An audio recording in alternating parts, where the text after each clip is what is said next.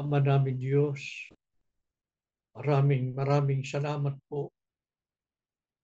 Kasapit kami payapa sa araw at oras ng aming pagsamba. Salamat, Ama, sa aming mga pag-aawitan. Ipinadarama mo sa amin, narito ka. Pinalalakas mo kami. Inaaliw mo ang iyong mga anak. Palibhasa, ibatid mo ang aming kalalagayan.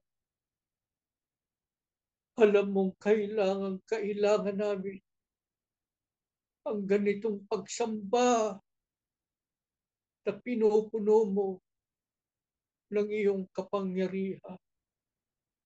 Salamat po, nananatili sa amin ang pananalig sa kabila ng mga pagsubok, iba't ibang alalahanin sa buhay. Nananatili sa amin ang pananampalataya. Patuloy na nagsisikap na maitaguyod ang paglilingkod sa iyo. Kailanman ay hindi mapabayaan ang ganito naming mga pagsamba. Kay buti mo sa amin, aming Ama. Wala kang kasing bait. Ikaw ang Diyos namin. Siyang laging nangangalaga sa amin. Paano kami tatalino? Paano kami susuko? Mabigat man ang mga suliranin at mga pagsubok. Lalo mo namang pinatutunayan sa amin, Ama, ang katapatan mo sa iyong mga pangako. Hindi mo kami pinabayaan. Hindi mo kami pinababayaan. O Diyos, pakitanggapin mo kaming magkakapatid. Patawarin mo na kami, Ama, sa aming mga sala. Huwag mo kaming itatakwil. Kahabagan mo kaming lahat. Ang pagsamba namin, magdulot po sa iyo ng kalwalhati ang marapat sa iyong pangalan. Panginoong Hesus, ipamagitan mo po kami sa Ama. Salamat po, Panginoon, sa pag-alalay mo sa amin araw-araw. Salamat. Patuloy mo kaming tinutulungan sa buhay namin araw-araw sa daigdig na ito. Pinamamalagi mo kami sa iyong pagkalinga. Hanggang ngayon ay narito kami. Masayang nagpapatuloy sa aming pakikipagbaka. Sinisikap na maingatan ang pananampalataya. Purihin ka, Panginoon, sa lahat ng kabutihan mo. Tanggapin mo kaming magkakapatid. Kahabagan mo po kami, Panginoong Hesus. Pamagitan mo kami sa Ama. Muling tanggapin kami sa aming mga pagsamba. Ama, mamalagi kaming nakaugnay sa diwa't layunin ng pagsusugo mo sa mga huling araw. Patuloy naming sasariwain ang mga aral na kanilang itinuro sa amin at itinaguyod ng kapatid na Iranyo Manalo. Ahabagan mo po sanang kasabikan naming tanggapin sa panatayan ng lubos ang bawat butil ng katotohanan na aming maririnig sa pagsambang ito. Maasa kami, Ama, narinig mo po aming mga panalangin. Mamamalagi ka po sa aming pagtitig. Sa pangalan po ng aming Panginoong Hesus Kristo.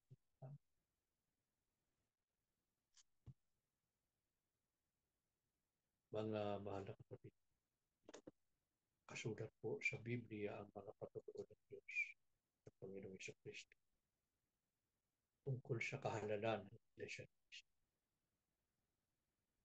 Ito po ang Iglesyang kinabibilangan ng mga tao ng Diyos. Ito po ang Iglesyang pinangakuan ng buhay na walang hanggan. Subalit upang maisiguro po natin ang pagtatamo ng pangakong kaligtasan, kailangan at dapat po tayong maging matatag sa pananampalataya.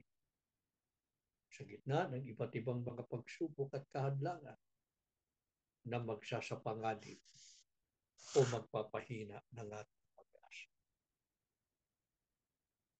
Ano po ang dapat gawin ng mga umaasa sa buhay na walang upang matiyak ang pagtatamo ng tunay na buhay? Sa unang Timoteo 6:12, ang sabi, makipagbaka ka ng mabuting pakikipagbaka ng pananampalataya. Ano bang itinuturing ng tao na mahalagang bagay ay karaniwan ng pinakikipaglaban niya. Di po ba? Pinakikipagbaka ng tao ang kanyang karapatan bilang tao o mamamayan. Nakikipaglaban ang tao sa kapakanan ng kanyang pamilya at mga mahal sa buhay. Pagkaman ng lahat ng mga ito ay mga bagay na pansamantala lamang. Higit at lalong dapat na ipakipagbaka po ang karapatan sa buhay na walang hanggan.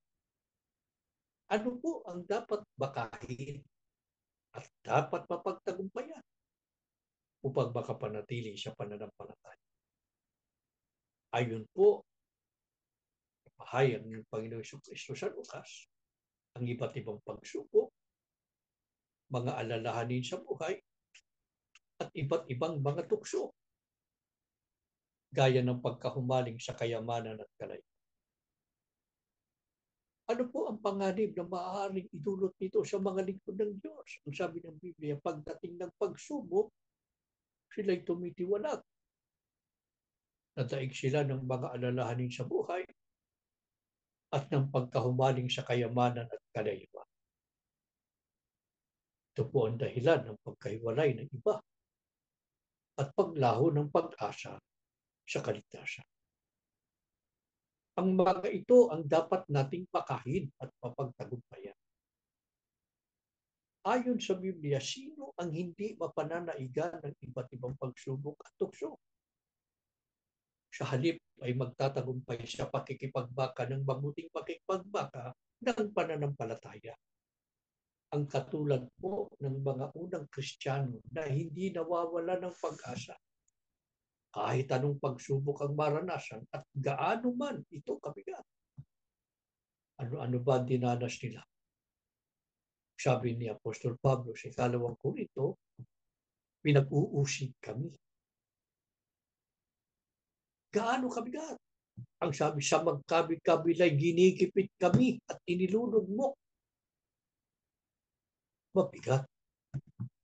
Napakabigat. Hindi ba't ganito ang dinaranas ng marami sa atin ngayon? Napakabagsik na pag-uusig. Hindi ito isang bagong bagay. Marami po mga tao ng Diyos mula pa sa pasimula ang naunang nakaranas ng mahigpit na pag-uusig at iba't iba pang mga pagsubok. Paano po nila ito binaka at napagtagumpayan? Sabi ni Apostol Pablo, hindi kami nangangiinagpis. Nangatitilihan gayon may hindi kami nangawawala ng pag-asa. Alam niyo yung nangatitilihan, mga kasing kahulugan ng natitigilan o natutulala. Hindi nga ba't ganito ang reaksyon ng taong bigat na sa buhay, sa dami ng mga alalahanin sa buhay? Laging nakatingin sa malayo o nakatingin sa kawalan. Pagkatapos maya-maya, bigla na lang tutulo ang luha sa mga mata. Ganito kabigat ang dinanas ng mga unang Kristiyano. Gayon may hindi sila nangawala ng pag-asa. Opo, bilang tao, minsan nanghihina. May mga sandali po na tila susuko tayo. Pero wag po tayong papayag na tuluyang mawala ng pag-asa. Salamat po sa Diyos sa tulong at awa niya. Hindi tayo na ilulugbok sa kawalang pag-asa. Marami na tayong mga sakripisyo, mga kapatid. Marami sa atin ay isinuko ang pansariling kapakanan. Hanap buhay o negosyo. May mga anak o mga kabataan tumigil sa pag-aaral sa tindi ng pag-uusig. May mga iniwan ang sariling tahanan at napapunta sa iba't ibang dako. Marami na tayong pagpapakalubing ginawa, subalit hindi tayo nanginaya. Bakit? Bakit po ang mga tunay na kaanib sa Iglesia ni Cristo ay nakahandang magpakalubing? Kahit ng mga bagay na pakinabang. Ang sagot ni Apostol Pablo sa Filipos 3:8, lahat ng mga bagay ay inari kong kalugihan dahil sa dakilang kagalingan ng pagkakilala kay Kristo Jesus na Panginoon. Anong ibig niyang sabihin? Ang sabi niya, alang-alang sa kanya, tiniis ko ang kalugihan ng lahat ng mga bagay at inari kong sukal lamang upang tamuhin ko si Kristo. Ano yung sukal? Basura lang.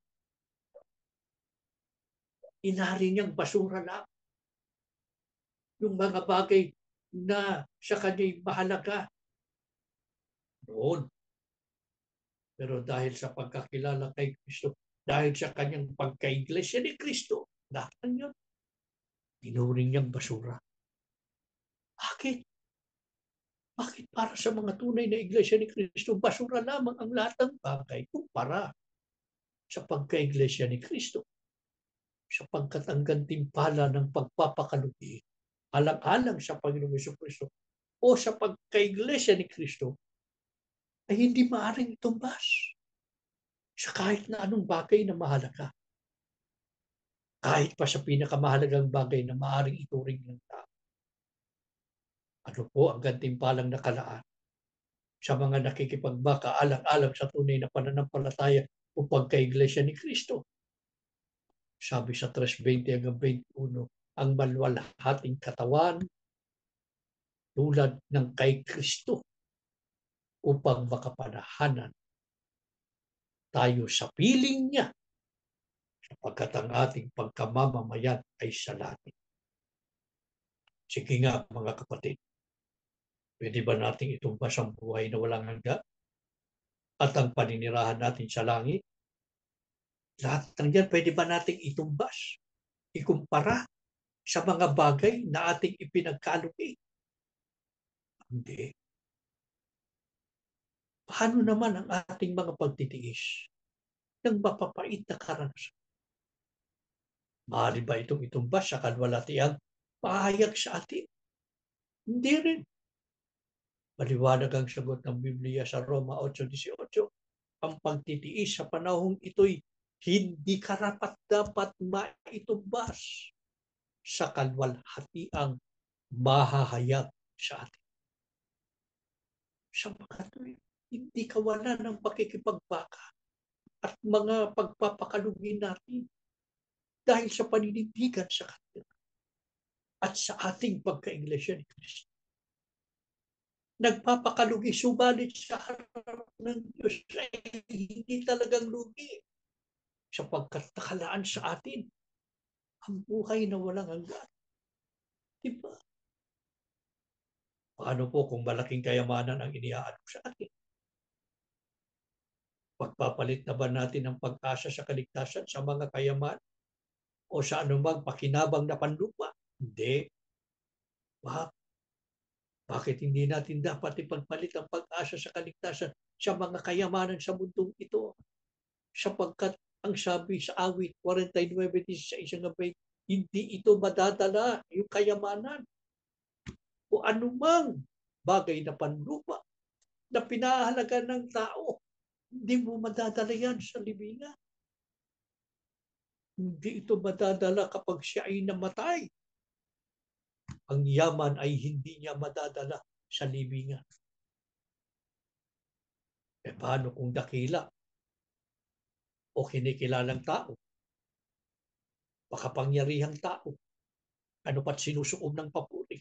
Sabi ng Biblia, kahit na masiyahan ang tao sa kanyang buhay, dahilan sa sinusuob ng papuri, ang taong mang dumakila ay iisa ang hantungan. Katulad ng mga hayop, tiyak siyang mamamatay. Ito po ang realidad ng buhay ng tao sa daigdig. Ang tao ay may kamatayan at walang sinumang tao ang may kakayahang pigilan ang pagdating ng kanyang kamatayan. Di po ba mga kapatid? At sa araw ng kanyang kamatayan, kahit kabundok ang kayamanan niya, hindi niya ito madadala sa libingan. At higit sa lahat sa araw ng paghukom, ang kanyang mga kayamanan ay hindi makapagliligtas sa kanya sa walang hanggang parusa sa apoy. Sa kabilang dako, ano po ang dakilang pagpapala ang naghihintay para sa mga kaanib sa Iglesia ni Cristo kahit pa mamatay?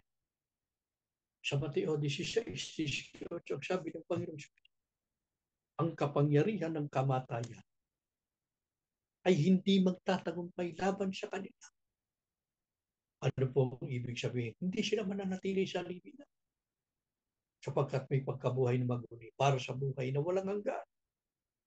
Pagdating ng Panginoong Kristo sa araw ng paghukom.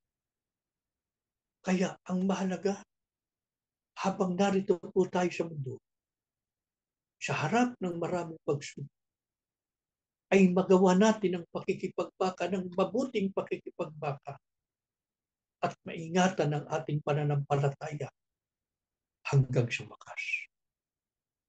Pababayaan po ba tayo ng Diyos?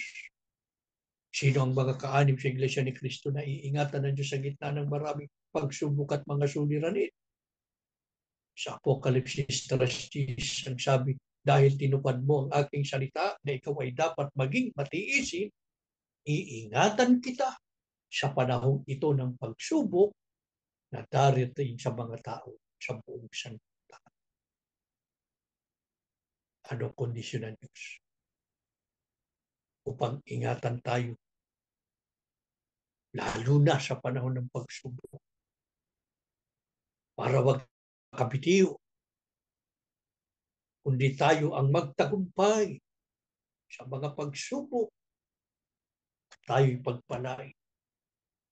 Ang sabi sa Job 8:6-7, kung ikaw ay malinis at matuwid, walang pagsalang ngayon gigising siya dahil sa iyo at pasasaganain ang tahanan ng iyong katwiran. Napansin ba niyo mga kapatid? Hindi lamang iingatan tayo ng Diyos, lalo sa panahon ng pagsubok. Hindi lamang iingatan ng Diyos ang ating pananampalataya, kundi ang sabi ng Biblia, pasasaganain niya ang ating tahanan ng kanyang katwiran. Ano pa pangako ng Diyos sa kanyang mga lingkod na tapat na namumuhay, na ang ginagawa araw-araw ay ang mabuti sa paningin ng Diyos. Awit 37:27-28, ang sabi, ang mga taong tapat sa Kanya, sa Diyos, ay hindi niya pinapabaya. Sila'y iingatan niya magpakailanman. Pero ano kailangan gawin? Iwasan ang masama at gawin ang mabuti. Mga kapatid, ang kailangan lamang ay makipagbaka ng mabuting pakikipagbaka. Tumitindi ang kasamaan, lalo nating patindihin ang kabutihan sa ating kalooban. Lalo nating gawin kung ano mabuti, kung ano ang tama, kung ano malapit na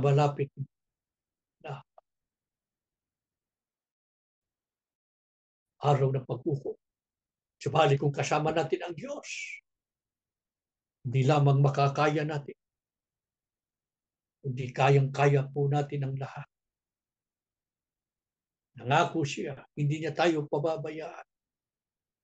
Iingatan niya tayo magpakailanman at tiyak na tatahan sa lupain o sa bayang banal. Kaya ano ang dapat gawin ngayong narito tayo sa pagsampa upang matamo ang pagpapala at pakikisama ng Diyos? Sa awit 63:1-2,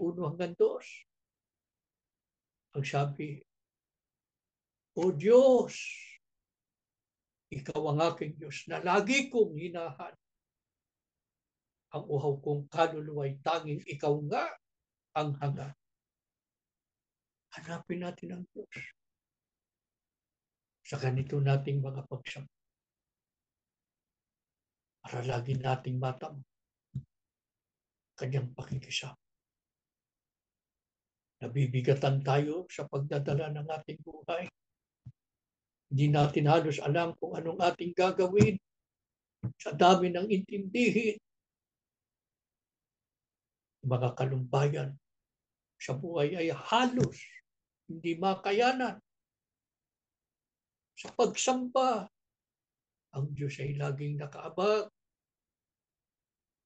para tayo ay tulong, alalayan, palakasin, bigyan ng inspirasyon. Ang hangad ng Diyos, manatili tayo sa Kanya nangahawa. Gusto ng Diyos na makapiling niya tayo pagdating ng takdang panahon. Naghihintay lang siya. Lalo na sa ganitong mga pagsamba. Halina kayo mga kapatid. Lumapit na kayo sa Diyos. Sabihin na natin sa Kanya ang ating pangangailangan. Yayamang narito tayo sa pagsamba. Hindi nalilingid sa Diyos ang ating kalalagayan. Maawa sana ang Ama. Uli po, padaman niya sa atin ang malakas niyang kapangyarihan. Tumayo kayo mga kapatid. Tayo po'y mananalangin. Ama namin Diyos, salamat po ng napakarami. Toong totoo ang lahat ng iyong nahayag sa mundong ito, Ama. Wala kaming masulingan sa dami ng alalahanin sa buhay. Maraming panganib, hindi lamang ng aming buhay. Lalong-lalo na ang panganib sa aming pananampalataya. Salamat po, meron kaming ganitong pagsamba na dito'y patuloy na tinuturuan mo kami, ginagabayan. Paano namin mararating ang kalwalhati ang iyong ipinangako? Maawa ka ngayon sa iyong mga anak. Itatak mo sa aming mga puso ang lahat ng iyong mga salita.